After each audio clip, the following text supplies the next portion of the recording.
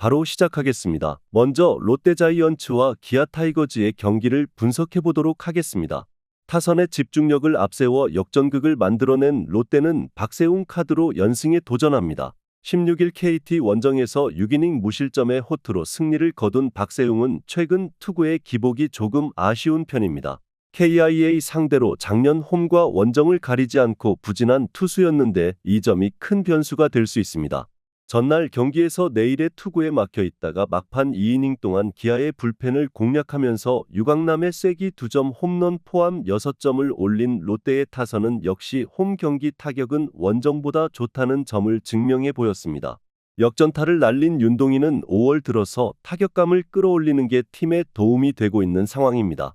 1.1이닝을 무실점으로 막아낸 전미르의 투구는 불펜 운용에 도움을 줄 수 있을 것입니다. 잘못된 투수 교체가 역전패로 이어진 KIA는 윤영철을 내세워 반격에 나섭니다. 16일 두산과 홈 경기에서 5이닝 2실점의 투구를 보여준 윤영철은 투구 내용만 놓고 본다면 징검다리, 호투의 징크스가 그대로 유지되고 있는 중입니다. 일단 패턴대로라면 호투 타이밍인데 작년 롯데 상대로 원정에서 4.2이닝 5실점으로 부진했다는 점이 걸립니다. 전날 경기에서 반즈 상대로 1회 초 박찬호의 주루 센스로 얻은 한 점이 득점의 전부였던 기아의 타선은 반즈의 투구에 농락당하면서 완벽하게 제어당하고 말았습니다. 2개의 병살타와 1개의 도루자로 접전해서 이기려고 하는 것 자체가 무리였을 듯합니다.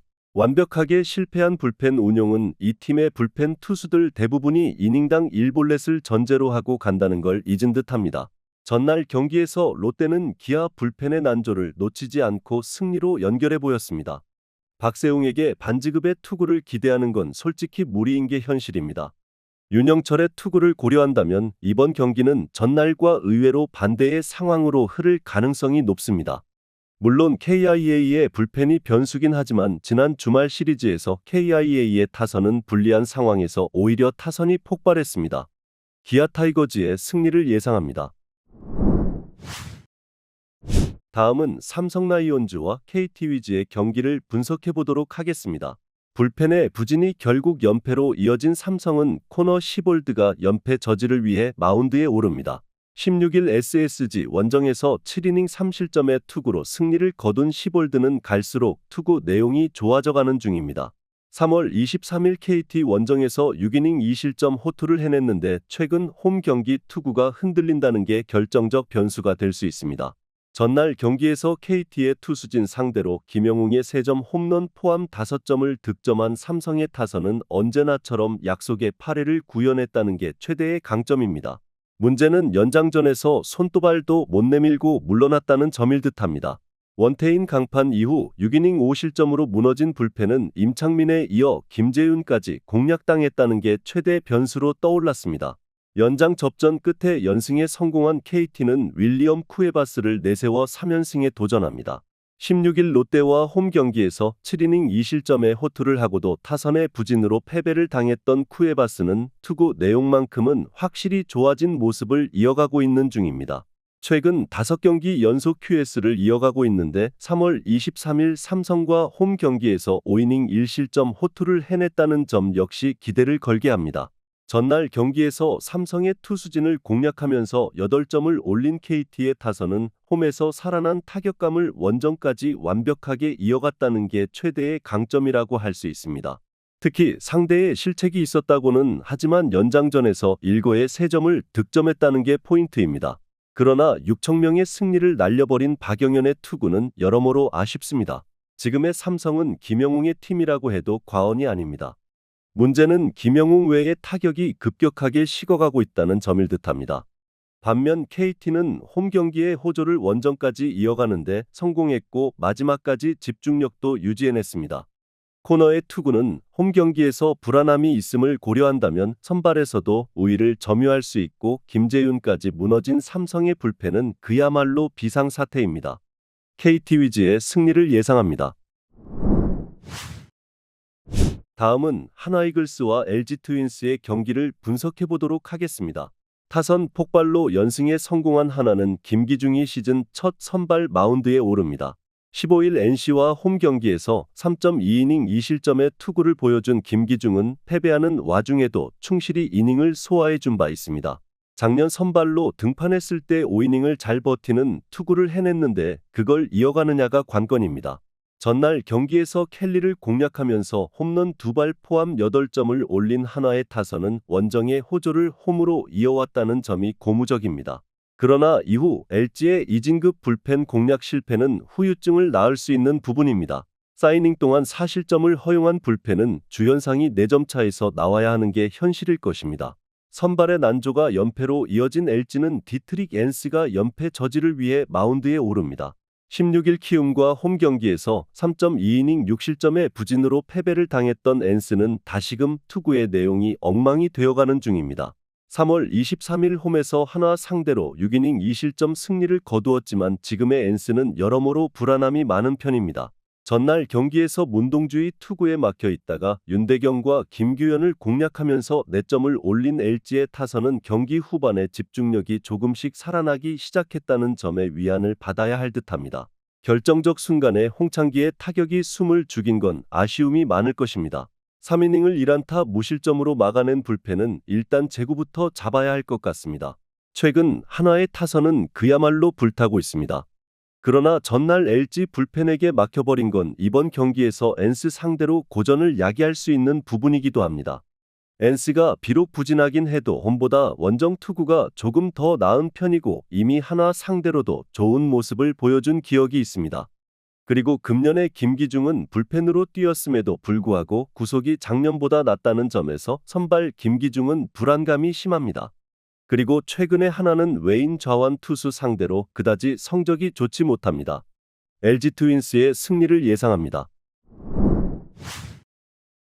다음은 키움 히어로즈와 NC 다이노스의 경기를 분석해보도록 하겠습니다. 투수진의 부진이 패배로 이어진 키움은 아리엘 후라도를 내세워 반격에 나섭니다. 16일 LG 원정에서 5이닝 4실점의 투구로 쑥스러운 승리를 거둔 후라도는 연속 QS 행진이 5경기에서 멈춰버렸습니다. 작년 NC 상대로 전반기에 약하고 후반기에 강했는데 이 징크스가 유지되지 않기를 바라야 합니다.